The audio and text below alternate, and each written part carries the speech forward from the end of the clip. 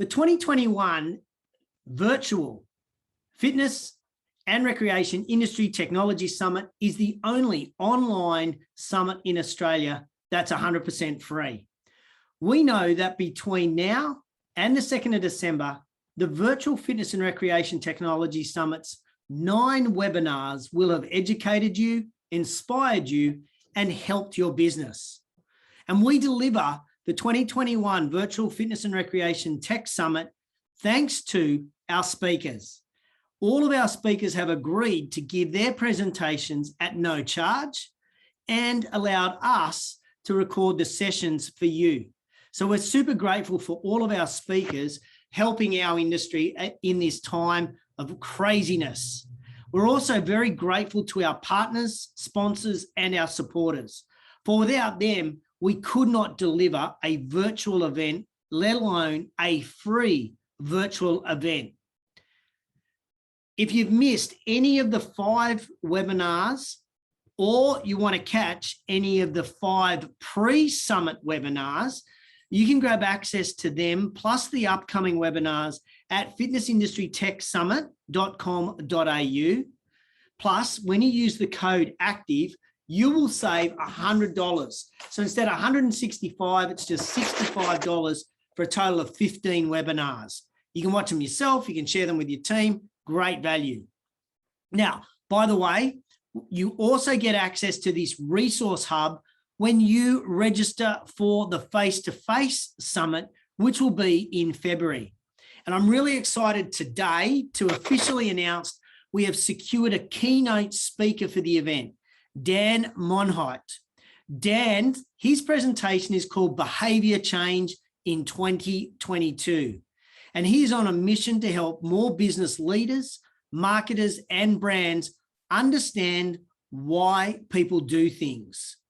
So you can register now for the face-to-face event or just get the recordings of the webinars at fitnessindustrytechsummit.com.au. Now enjoy webinar number 6 of our virtual summit. Our gold sponsor today is One Fit Stop, a company that I've been very lucky to watch up close grow and grow and grow over the last 5+ years that I've worked with Jaron and his team. They've achieved so much and continue to achieve so much. It's really exciting for an Aussie business to be making landmark decisions and impact in the fitness industry in the United States, which of course is right where Jaron is right now, as well as in Australia. All over the world, One Fit Stop are having an impact. So we're very lucky. Thank you, Jaron, for staying up and joining us today. I'd like you to say hello to everyone. And for those that are unaware, and there could be a few, tell us about One Fit Stop. Thanks, JT, and thank you so much for bringing this incredible content online to the globe for free. Everyone does and should tune in because it's incredible stuff, and we thank you for your support in the industry.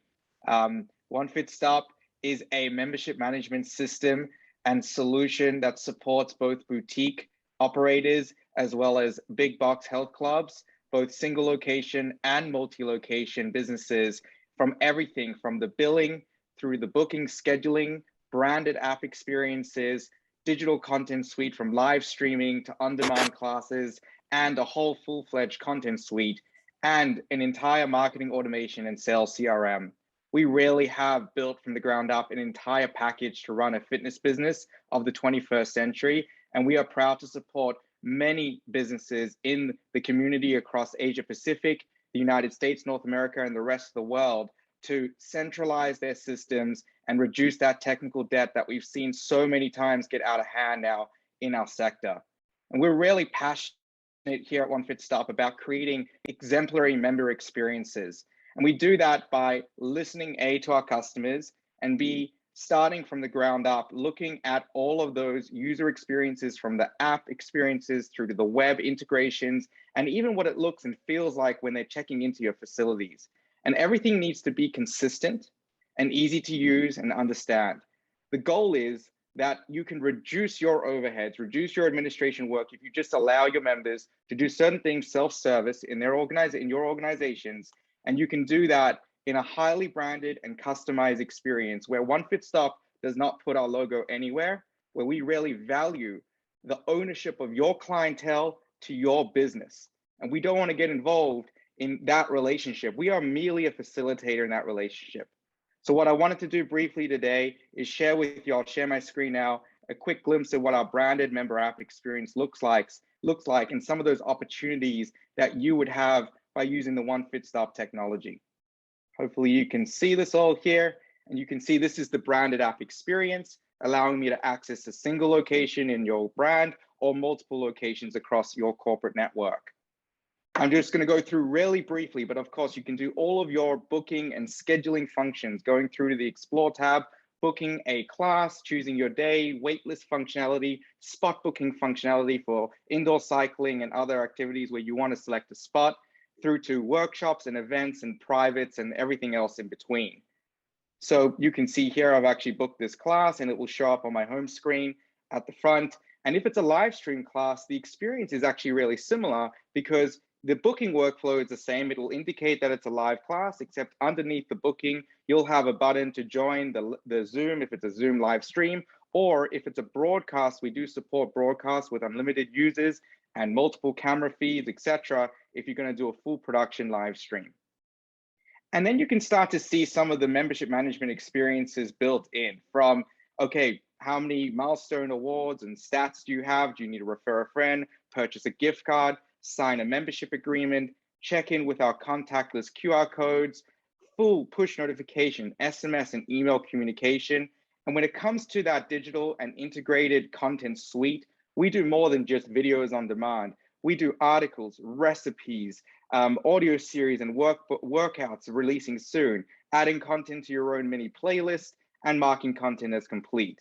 And all of this with a social sharing environment. So we truly believe that the digital experience is now an extension to your business. And whilst it can be sold as a standalone, most businesses are now building it in. Almost 100% of One Fit Stop customers are building it in as a value add to their ecosystem. And they do that from one central app experience where you can customize the colors, the labels, the icons, and even create iMessage stickers and integrate with Facebook and all the other advanced capabilities that we support our enterprise brands with. So I just wanted to show that quick overview of that branded app experience. And of course, we definitely want to learn more about your businesses and get to know you so we can understand how we can support you better. So if you want to get in contact with our teams at One Fit Stop, definitely go to onefitstop.com and book a personalized demo with our team. And we're very excited to meet you all. Jaron, thank you for that. I'm a bit concerned. I did see in one of those cycle classes that the instructor was Jaron Azen. Is that right? I wish it was me. I'm still working on it. Sometimes you find me behind the desk, like right now, almost at 1 a.m. And I need to get to the gym instead. So yeah, it may be maybe next year. Look, thank you very much, Jaron and One Fit Stop, for your support of the Fitness and Recreation Industry Technology Summit, both the virtual and the face-to-face. And all things being equal, it looks like we might even be able to see you here in Sydney in February. Absolutely. I've already got my tickets, so I hope to be there in person. That's great news. Thank you, sir. Very grateful. And no one will hold it against you if you want to head off to bed now. We're very grateful for you starting up. Thanks, JT. Now, our speaker today is an expert in digital marketing. Often when we bring speakers in to speak at events, they are speakers. That's their number one gig, and then they become an expert in something. Rachael is the general manager of LT Network, a company that specializes in digital. And she's the boss. She's in the trenches. She's not a speaker. She's a worker. She's an expert in this. So I'm really excited for this session today, Rachael, because I know you are going to help everybody on their entire marketing strategy when we're thinking about digital. So within our industry, Rachael and her team at LT Network work with Anytime Fitness, F45, Snap, 9 Round, and the YMCA. Outside of our industry, BMW is one of their major clients. So Rachel's job as she leads the LT team is to ensure that all of their clients get leads, and eventually, I guess, make sales, but certainly get leads across all their digital platforms. We're talking Google, Facebook, Insta, YouTube, plus probably their own website. So we're going to look at the entire process. And the brief that I gave Rachael for today's presentation is this. Too many people in the fitness industry think digital is Facebook ads. And that's it. Digital is way more than that. And so I'm really excited for Rach today to share from her years of experience for everybody today on what digital means and what we should be looking at above and beyond just Facebook ads. So Rachael, over to you, ma'am. Thanks, Justin. I'm just going to start sharing my screen. Give me a moment, guys. Thank you very much for the introduction. Like Justin said, I am not a speaker. I'm typically in the trenches. So these types of things are a little bit different for me, but I think it's a pleasure to be asked to be speaking. And beyond that, it's a pleasure to be able to share this information with you guys. You know, the amazing team that I have, which is a team that you'll see on my screen now, and just a couple of them actually, are in the trenches day to day, talking to franchisees, talking to franchisors, talking to brands about what is going on, what's happening with New South Wales, when can we open, what's happening in Victoria, how's Queensland going, and how competitive is it? I have the pleasure of being able to bring together the day-to-day information, what they're seeing, the trends, and being able to deliver that to you guys today. And hopefully you guys will be able to take something away, even if it's one thing, even if it's one thing you guys can change. I think it can drastically make a difference in the businesses that you guys are currently running. Justin already did my introduction, so I'm not going to spend too much time in that, but we have supported fitness franchises since 2013. So we've been working with 24/7 gyms. We've been working with studios for quite some time. We're currently working with 150 gyms and studios in the fitness industry across Australia and New Zealand. In 2021 alone, the team have assisted with opening 50 studios and gyms, the majority of which have opened cash flow positive. And one of the differences about us when we work with clients is that we really demand accountability. You know, with digital advertising, it's digital, but we need to look at what's happening offline. And for you guys as business owners, there's a whole holistic view of marketing. It's not just what the agency does. It's not just what your club manager or studio manager does. It's about how we work as a partnership. You'll see we have a little pet. So if you hear a little bit of splashing around in the bottom left-hand corner, we have Chip. He's up there in the little tank. So I apologize if he makes some noise. Otherwise, it's just myself in the office. So to touch on our experiences, these are a couple of the brands that we work with. Like Justin mentioned, he's named a few of them. I'm not going to touch on it too much, but you'll also see a couple of the awards that we won along the way. As Justin mentioned, we're not just fitness and wellness, or we don't just service the fitness and wellness industry. We do service other industries within franchise verticals, but what we like to do is bring the learnings from these different industries, from these different verticals, and contribute them to the fitness and wellness space. There are so many learnings across all the different industries. It's important that we funnel this through. So what are we touching on today? Number one, changes in advertising landscape and consumer behavior in the last 24 months. We're then going to move into marketing funnel and the key components of your digital marketing strategy. Lastly, we're going to look at your data more strategically so that you guys can make better business decisions. Now, I've kind of structured this in a way where I know that we have a strict 30 to 45 minutes with a couple of questions. So the way I've structured this is in each section, we have key takeaways and we have a hot tip. So make sure that you stay to the end, otherwise you're going to miss the hot tips. I think the biggest question is, how do we differentiate your business from other businesses today? It's really the ability to strategically place yourself in front of the right audience with the right message at the right time whilst standing out in front of your competitors, but everyone has the same objective. If we look into the advertising landscape and consumer behavior, how do we stand out? What we're currently going against is that there is $11.4 billion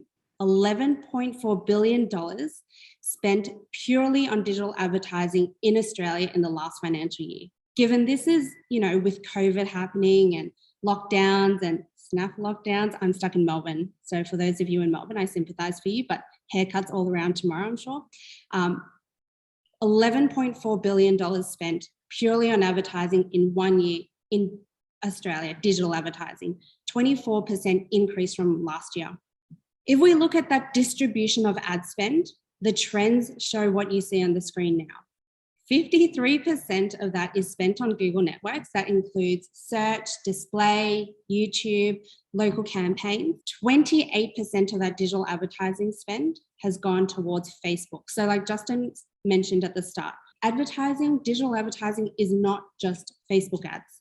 53% alone is going to Google. And then there's another 19% going to other networks. Now, as we continue to see more digital and social media channels come on board, we'll start to see this change a little bit. But I challenge you guys to go back and have a look at where you're spending your digital advertising dollars and whether it is actually in line with what you see on the screen. Now, this is one piece of data or a graph that I have pulled together. Actually, my team at LT Network have pulled together. This is based on, I'd say, the 300 campaigns each month that the team are rolling out within the fitness industry for our clients alone. And I'm dumping this from our ad account. So this is, hot off the press, looking at the trends of Jan to September in terms of the CPM costs. So CPM is cost per impression, cost per 1,000 impressions, sorry, and what that trend looks like month on month. I'm just going to move my camera because it's right here and I can't see. But if we're looking at this graph, you will see the trend line is going exponentially higher. If we're looking at, say, Queensland as an example, at the start of the year, their CPM, reminding you cost per 1,000 impressions, started at $12. Where we're looking is it's now upwards of $20, and it's almost doubled in the space of less than a year. Insane in terms of the rise of ad costs. When we look at this comparative and the average comparative to our other clients in other industries, the average CPM is still 30% higher amongst the fitness and wellness players.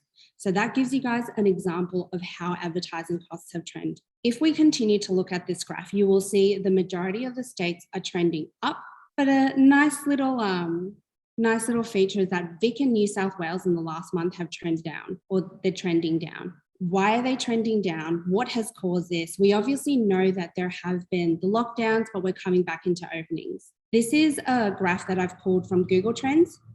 You all have access to Google Trends, trends.google.com. Go in and have a look. All I did was search the word fitness in New South Wales in the last 30 days. Where you see that trend line go up, or that point where it goes up, that's 1 week after their reopening of gyms. So you'll be able to see that consumer behavior, and this graph is telling us that people want to get into fitness again. People are dying to get into fitness again for those states that have locked down. That interest, that desire has started to drive ad costs down because the engagement has gone up. So consumer behavior tells us that Victoria, get ready for potentially some of your biggest months. People are dying to get back out there and they're dying to exercise. I actually had a conversation with a client yesterday and they were telling me about what happened when they opened their doors in New South Wales. And apparently the first 5-10 minutes normally to do with people are stretching, they're getting ready for their workout. Instead, on that first day, it was just people going around, hugging each other, saying hi. People were excited to get back into the gym. People were excited to see their friends again. So anticipate this consumer behavior for you guys in Victoria. Contrary to that, what we found in the states where advertising CPM costs continued to go up was that the trend was almost didn't even move. Yes, the costs have gone up. The costs have gone up because advertising has become that much more competitive, but the desire to go into the gyms have stayed stagnant. So you have, the continual desire, you have people who continue to want to go to the gym. There's always people searching. But what we're seeing is that there are more competitors coming in to advertise exactly like those first couple of slides I showed you guys. It's a little bit daunting seeing those stats, but even better than that, the global wellness market is growing, it's expanding, and people are recognizing the importance of their health and wellness. Currently, the global wellness market is worth 1.5 trillion, and it's forecasted to grow another 5 to 10% in the next year on year in the next couple of years. What are the key takeaways? And like I said, I'm going to have key takeaways. I'm going to have some hot tips that you guys can take away. If you don't have a digital presence, start literally now. Diversify your media mix. So don't focus on just Facebook ads. Focus on all the different types of media that you can use. And don't try to be jack of all trades. Focus on your strengths. Leverage off specialists. Advertising is becoming a very, very competitive space. And you need to be in the tools every single day to be able to get the maximum ROI out of it. Obviously Facebook and Google have tried to make it easy for business owners to come into use. If you're going to do your own ads, make sure you go out there, you do a couple of courses, you get to know those tools, you know what data points to look out for, otherwise you're not maximizing your spend. I'm going to move into a hot tip. So again, these are hot tips that I've kind of stolen from a couple of the guys on the team, and I don't think I've actually told them that I'm going to be sharing it. But one of the things that has become quite difficult is targeting when it comes to advertising for your gym. Because it is so competitive within fitness and wellness, and there are gyms and studios popping up everywhere. What it means is that people aren't willing to travel to be able to get to their fitness and wellness facility. With that in mind, when you're doing advertising, if you're in there adding in interests with your targeting, what that means is it shrinks your pool of audience down. And then as you continue to geographically target your area, continues to shrink your pool down, and it's harder to get reach. So what you want to do is flip it on its head and go broad targeting. And by broad targeting, I mean remove the interest-based targeting, still keep your geographic targeting tight, and then focus on targeting in a different way. So using one of our clients' creative examples, focus on the creative to do the targeting. You want to capture their attention. And realistically, one of the pieces of data that we've pulled is creative is responsible for 56% of conversions. So you want to change the way you think about targeting. You're not going interest-based, which is a typical assumption. You want to go through your creatives, and it doesn't have to be absolutely beautiful creatives. Focus on community, focus on culture, focus on personalization. That's what people are after. A couple of things to acknowledge. These are a couple of the tips that we've pulled together from, I'd say, about 20 hours worth of summits, 20 hours worth of education sessions, 20 hours worth of ad conferences that the team have put together. There's a shift towards empathy in online culture. People want to see stories they connect with, not just, promotional stories. They want to connect, they want to engage, they want to feel something, and they want you to focus on the sentiment.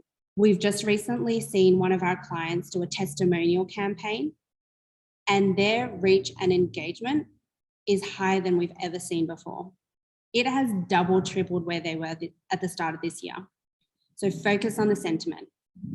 A couple of things to consider and a couple of facts to consider is e-commerce sales grew by over 30% in 2020, and online shopping grew by 57% last year in Australia. So how that ties back to you guys is e-commerce sales growing online means that e-com players are also advertising online. Don't assume that your competitors are only those that are gyms and studios. E-com players are also out there advertising in the spaces where you want to advertise to. So keep that in mind. On the contrary, online shopping also grew. So there's a trend that it's growing in terms of ad costs, but more consumers are going to these platforms. So you want to be present. Moving into the marketing funnel and your key digital marketing components. One of the best quotes that I've come across is an extract from The Four. Facebook and Instagram gestates intent better than any promotion or advertising channel. Once in pursuit, we go to Google to see where to get it. That's a perfect example of how the marketing funnel works. So on my screen, you will see awareness, consideration, conversion, retention, and referrals. There are so many different marketing funnels out there that you guys will see. This one is one that we specifically use for our fitness and wellness clients. You need to be able to start at the top of the funnel to be able to get to the bottom of the funnel, which is a conversion. You want that conversion because what that means is then you funnel it into retention and referrals, and you can continue, as you can see in my diagram, to funnel that through. In each of these silos or in each of these stages, we've pulled together main pieces of or actions that you guys should be paying attention to. And I'm not saying you have to do every single one. Focus on at least one or two in each stage to make sure that you are getting to the right audience, you're getting to them through consideration, they're starting to think about you, and they go through and convert. At the very end, you will see retention and referral, and you'll see influencers. Now, I'm gonna just leave that with you guys to have a think about. What are the key takeaways from that?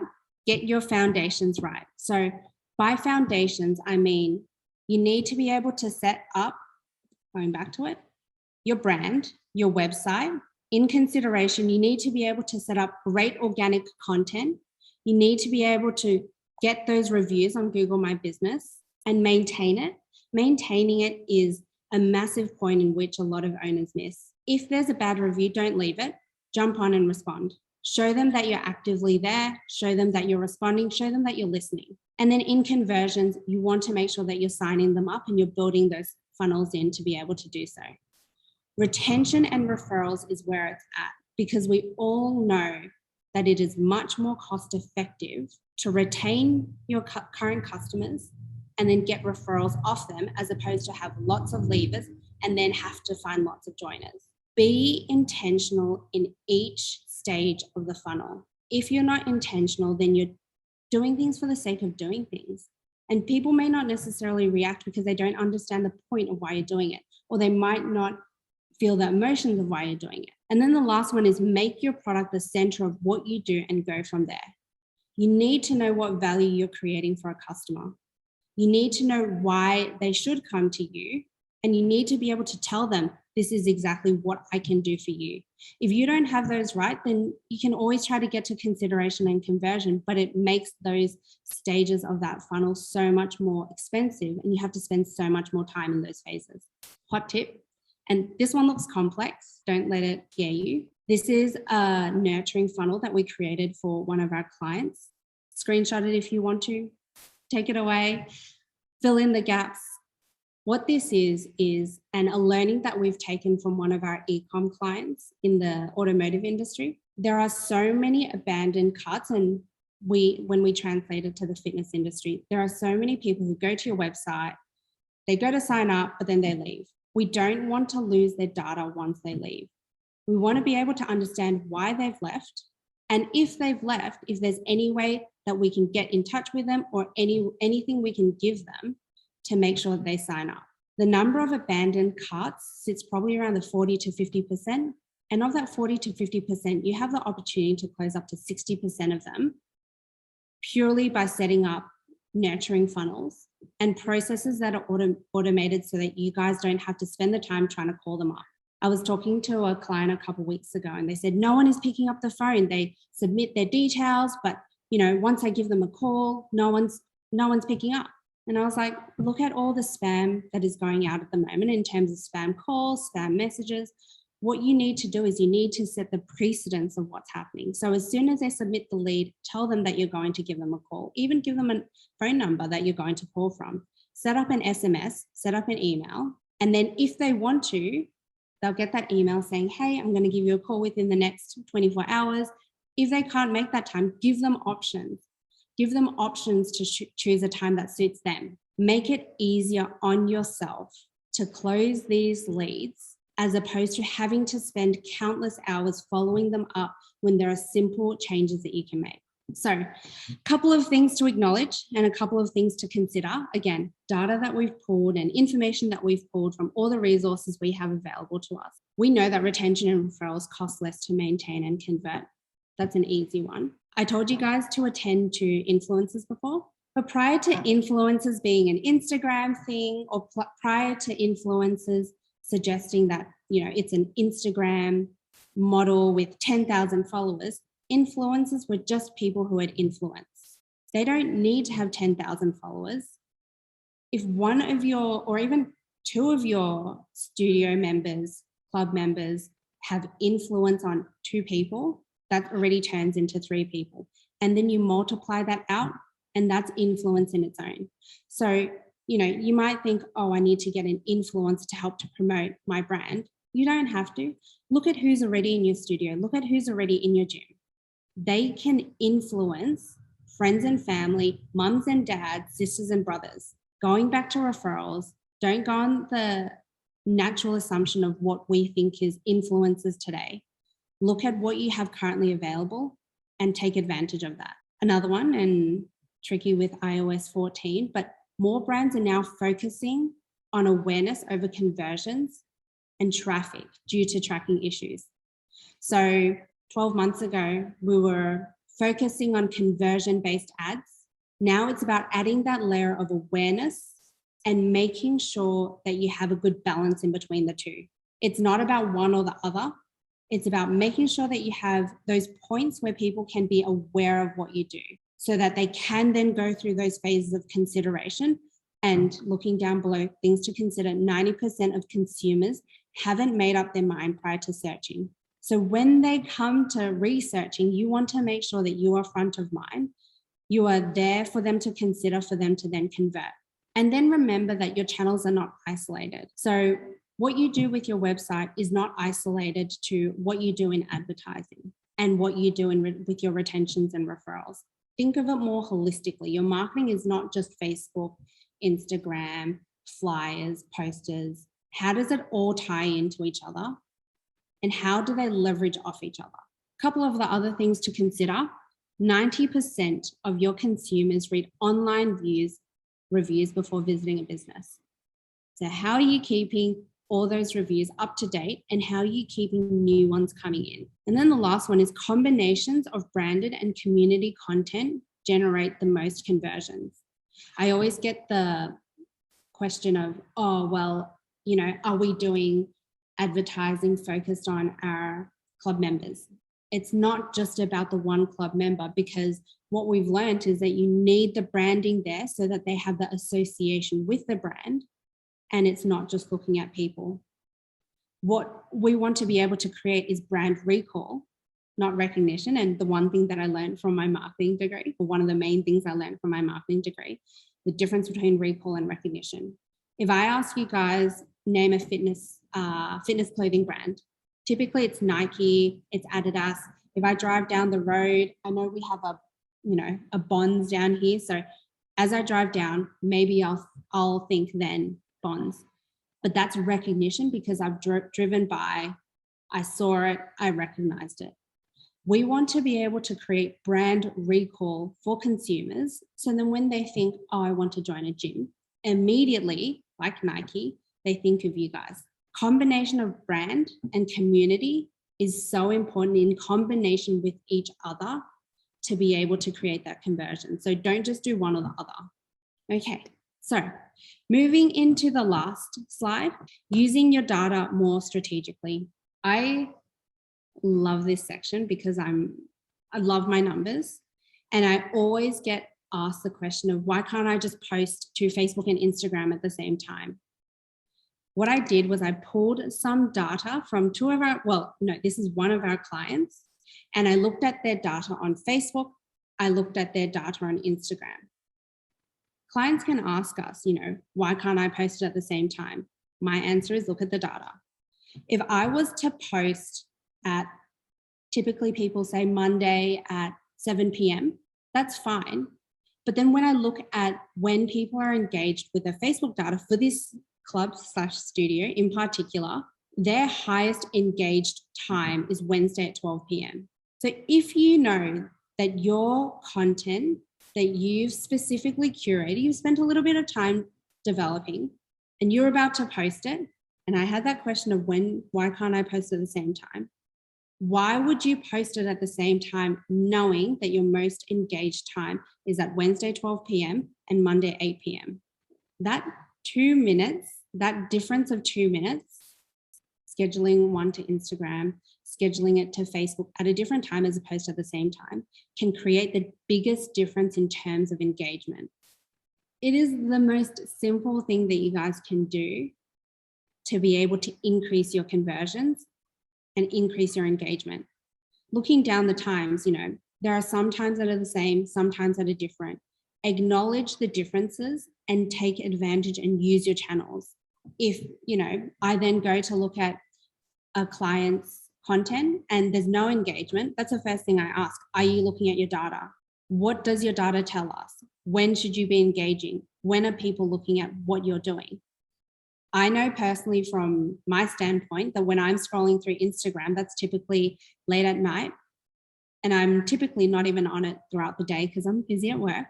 But then when I'm at work and I have my desktop open, obviously working in advertising and marketing, I have Facebook up. So occasionally I'm looking through my desktop, have Facebook up, scrolling through the feed.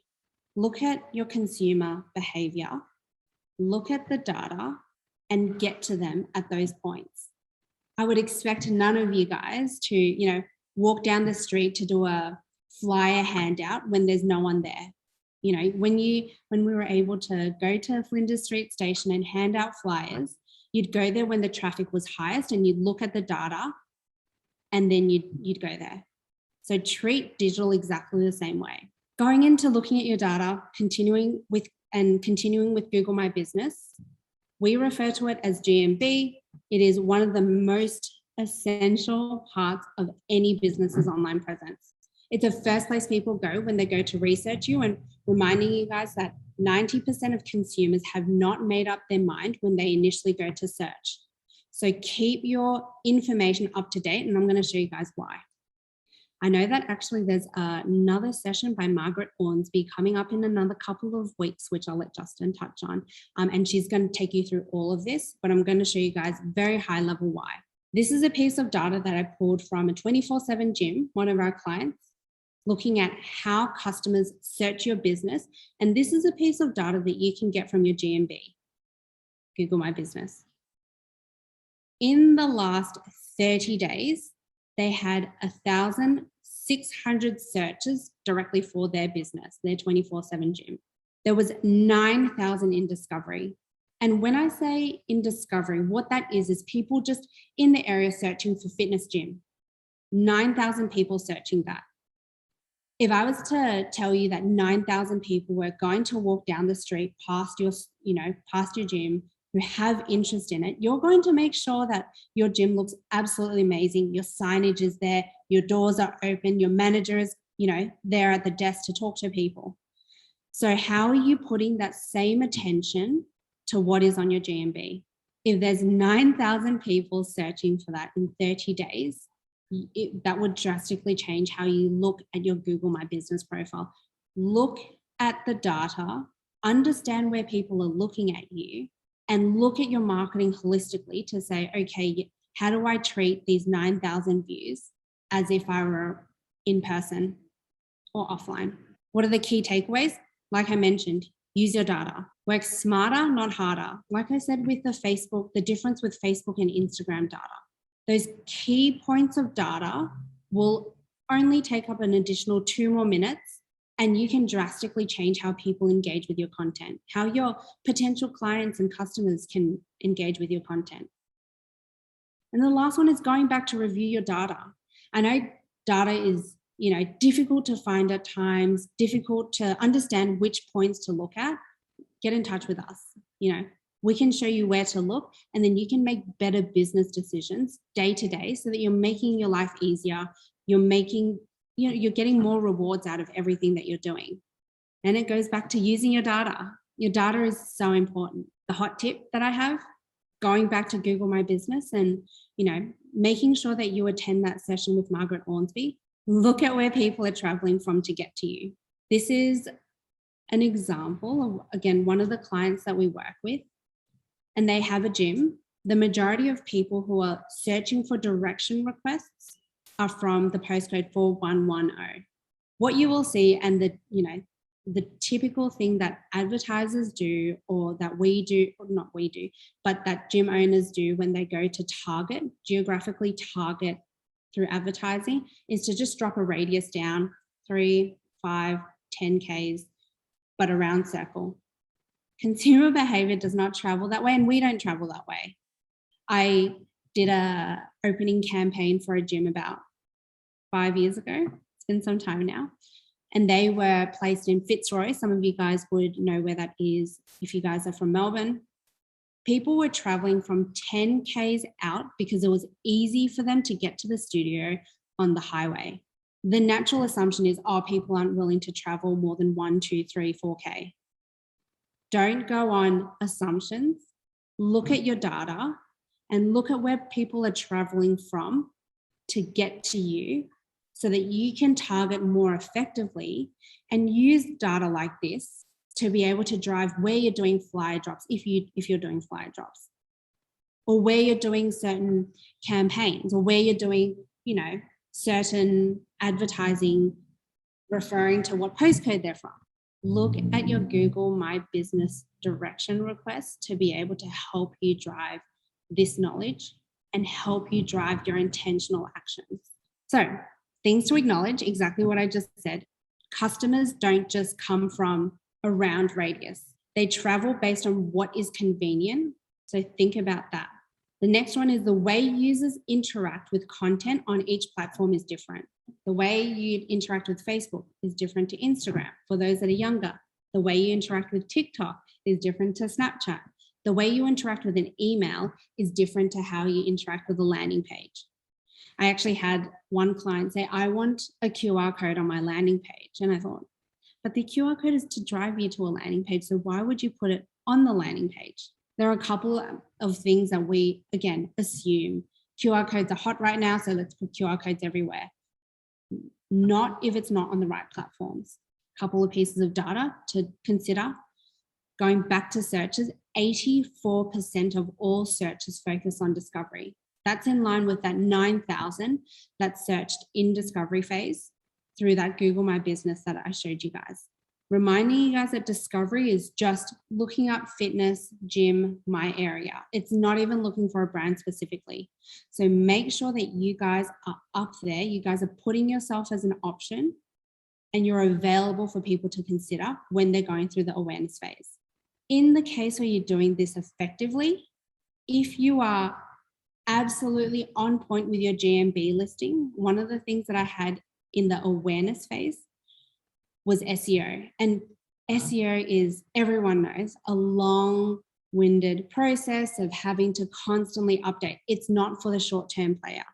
But if you can have your GMB up to date, it can improve your business's local SEO ranking so that your profile comes to the top while you're working on your website to position one. And that is it for today. I think there are a lot of key takeaways, a couple of hot tips that I have given you guys.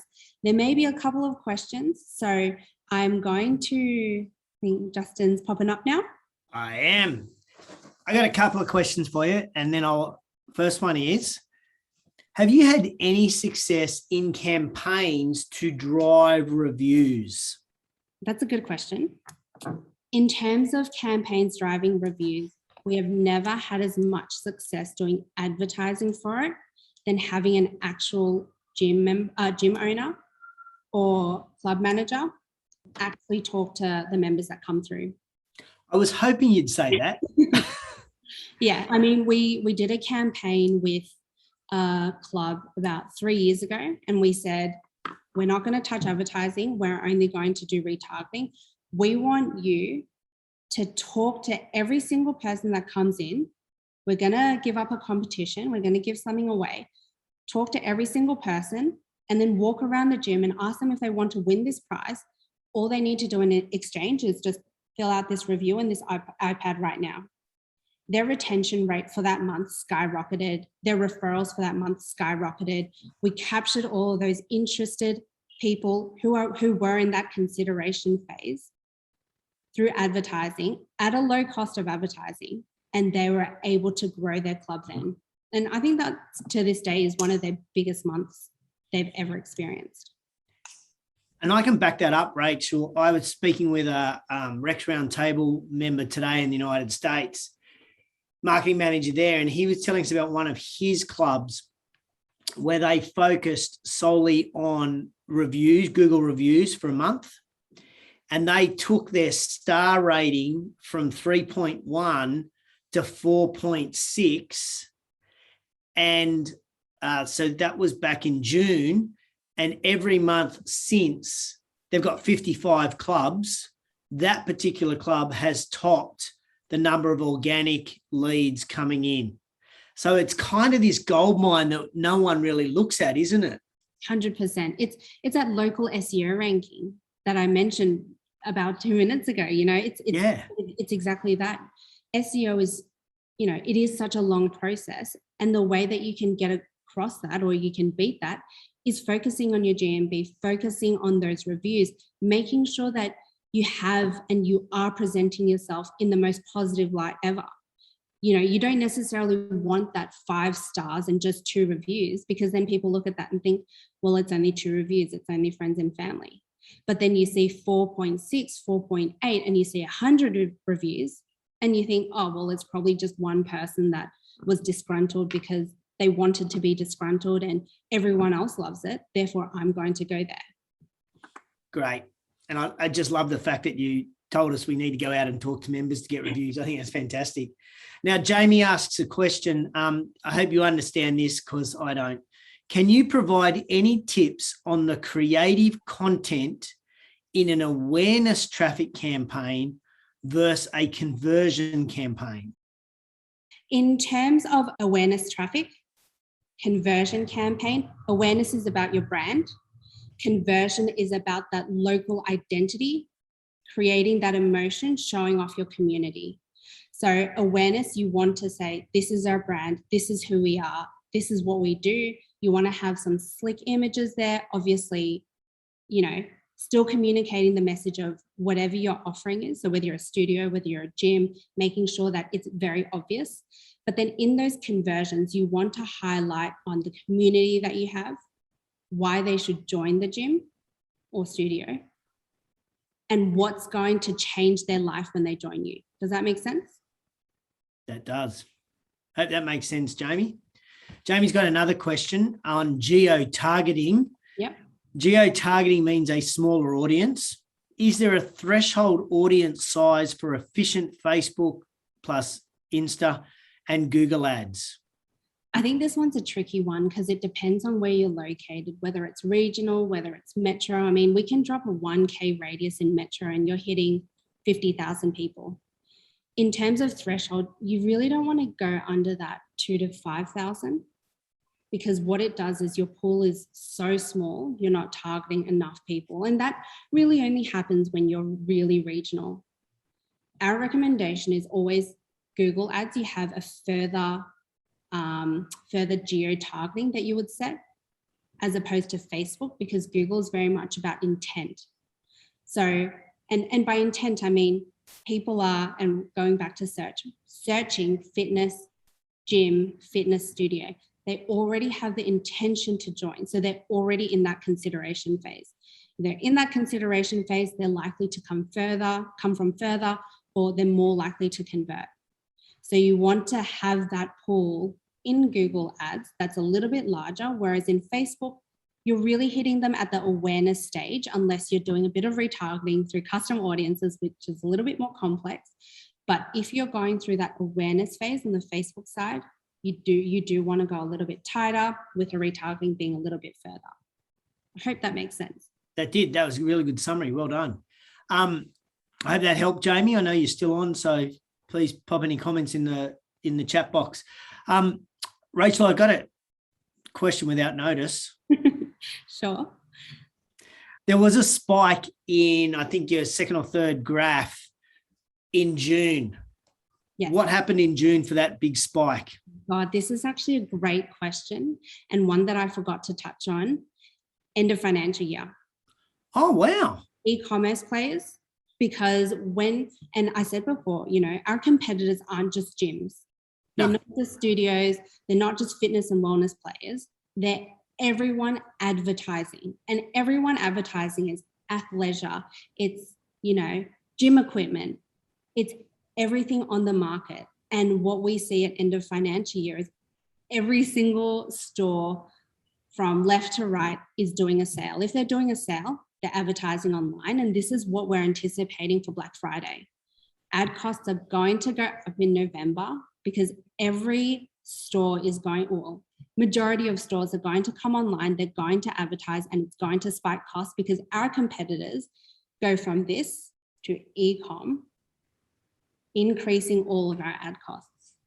So should we actually pull back around Black Friday and not spend as much and just go, it's going to cost us too much to get a lead because we're competing with Amazon or Jimmy John's sports training equipment.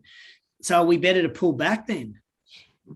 Always look at your data. So whenever you guys are going in to advertise, as this period comes about, what you want to do is you want to increase your advertising just before it so that you're not competing with everyone. Increase it on the Google side, typically, depending on, again, where you're located.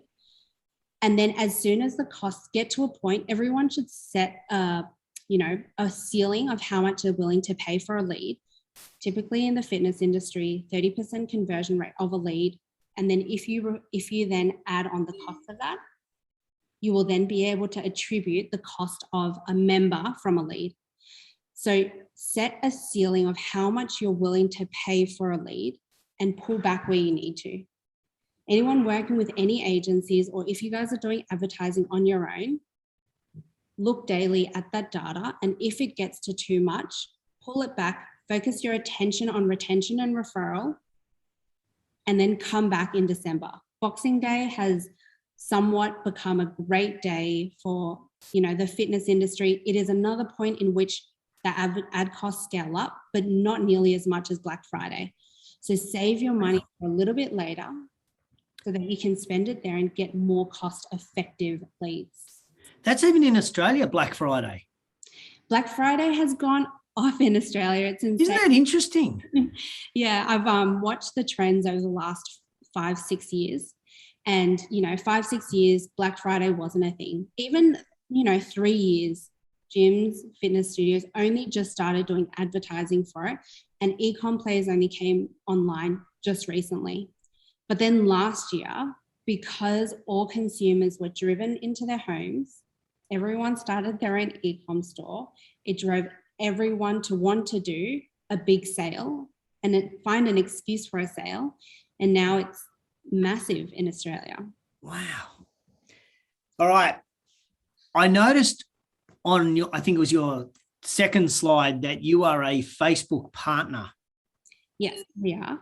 First of all, for anybody watching, what does a Facebook partner mean? Being a Facebook partner gives us access to certain things. So perfect example is a Facebook Summit. The Facebook Summit is just for agency partners to be able to delve into the data, look at what's coming up next for Facebook, really get into the brains of Facebook so that we can get the best results that we can possibly achieve for our clients. So I know the team were actually on a summit this morning, and then they were on a couple over the last couple of weeks, and I've actually pulled data from there. Beyond that, we do have, certain benefits, being that we do have obviously representatives that we talk to consistently, talking about strategy, how we can improve what we're doing, again, for our clients, looking into our ad accounts. We also get certain features a little bit earlier. So we get to test them out, we get to get them in the market. And then beyond that, we do have a direct line of contact with the Facebook team. So, and I know not everyone gets that. So Rach, for people watching and they're thinking, I need help with my Facebook ads. And, I think through COVID, more Facebook ad experts came to fruition than rabbits that were born. Should one of the first things they be looking at and saying to someone who's going to help them with their Facebook ads, are you a Facebook ads partner? Is it to that point that now we should be asking for that sort of credibility? I definitely think it's important to have that. It's, not 100% necessary. You want to be able to, when you're choosing an agency, you want to be able to know where the experiences lie. And being a Facebook partner is great. And, I say this as the head of the agency, it's just a tool. Yeah. It's just a tool. It's about how well you use the tool. And being a partner, yes, means that we have a certain level of spend. It means that we have a certain amount of experience. But at the end of the day, it's how you utilize these tools. And so what's important to me is the team that I have on board, because they are the strategists who know how to use these tools in combination with each other to get our clients the highest ROI. So to answer your question in short, yes, it is important, but it's not necessarily a deal breaker. If you're choosing someone to do your Facebook advertising, Google advertising, you want to know what their experience is. You want to know that they've serviced someone similar to you. And you're not looking for, if you're service-based an e-com player. If you're, a small brand, you're not looking for a branding agency who's worked with Coca-Cola, because they won't understand your needs. They won't understand your targeting needs, and they won't understand what makes things tick for your studio or your gym alone in terms of how to use tools and products best. Love it. That's a great answer. Thank you. One final question on being a Facebook partner. Yes. Do you know what the new name's going to be? Oh, I saw that today. No, I wish I did. But when I find out, I'll send you a little sneak peek. What what is going to happen? Like, we all know Facebook, that's a massive rebrand and change of vernacular if they got rid of the word Facebook. Insane. It's like, Band-Aids now. It's not even just a brand. It's, a word that people know of, and, everyone has an emotion to it. It's crazy that they would at this stage change their branding, given it's beyond a household name now. Yeah. It's going to be big if they change it. Like Jamie said, the Bank of New South Wales became Westpac. Yes, they did. But I think Facebook's a little bit bigger than the Bank of New South Wales. Although back in those days, they probably could change branding very easily. Rachel, that was sensational. I think that's given everybody a much better idea of what digital is and how important it is. So thank you so much for joining us. You did a great job. Was that your debut as a speaker? Oh, I think I'll stay in the trenches and occasionally come out here and there. Oh, look, you did a fantastic job. Thank you so much. Very grateful for your time today. Thank you. Now, I also want to say a huge welcome to Tony Zanata from Body Bike Australia. Many of you watching today do have cycling in your clubs.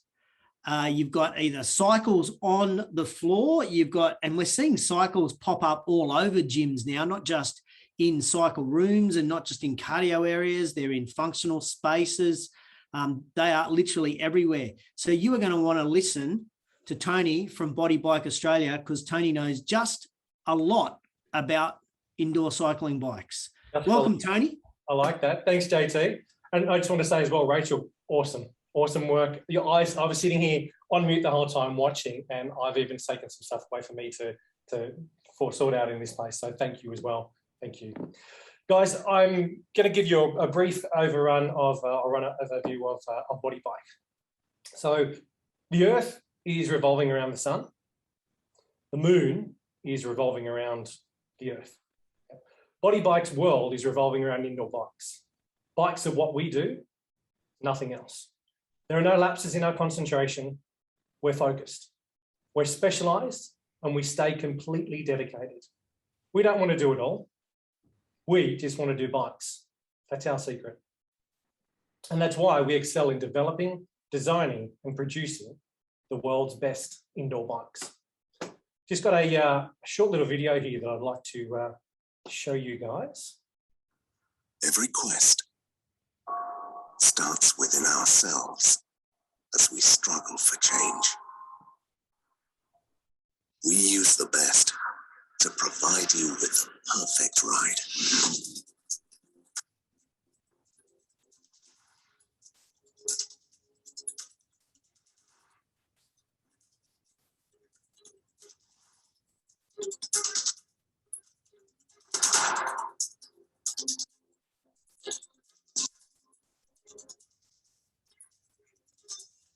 The bike is state-of-the-art Danish design, manufactured in our factory in the north of Denmark.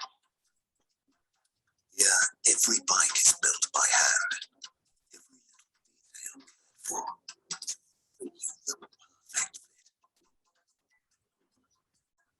Customized colors and designs make the bike entirely yours. So whatever you do, know that you can use this bike because our superior Scandinavian quality will never.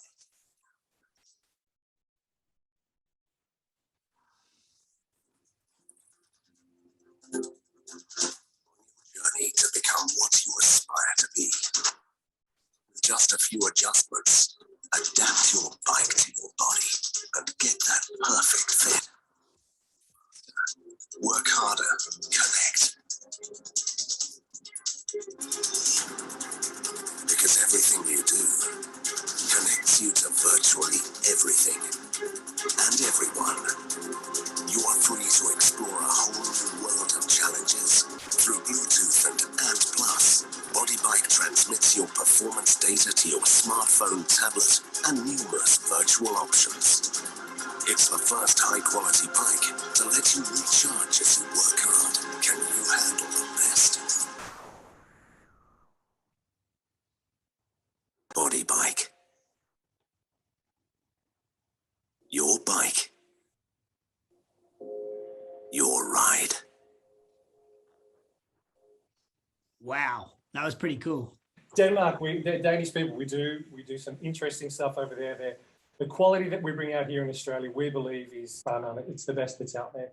We've got 5 different models on the market at the moment, starting from our entry-level Element, going up through Supreme, Connect, our Smart, and our Smart Plus range. We've also just recently brought out the Switch, which is a bike that has a screen that you can turn around in front 180 degrees, so you can actually do exercises off the floor as well. So if you are interested, if anybody would like to find out more information, please reach out, jump onto the website, body-bike.com.au, and I'd be happy to answer any questions that you may have. And Tony, you will be at our trade show in February in Sydney too, won't you? Correct. Yep. Hopefully be bringing a couple of bikes along as well so that people can actually test things out and hands-on, give it a bit of a ride, give it a test run and let me know what you think. That'll be awesome. Thank you. I'm looking forward to finally seeing you after all these months in February.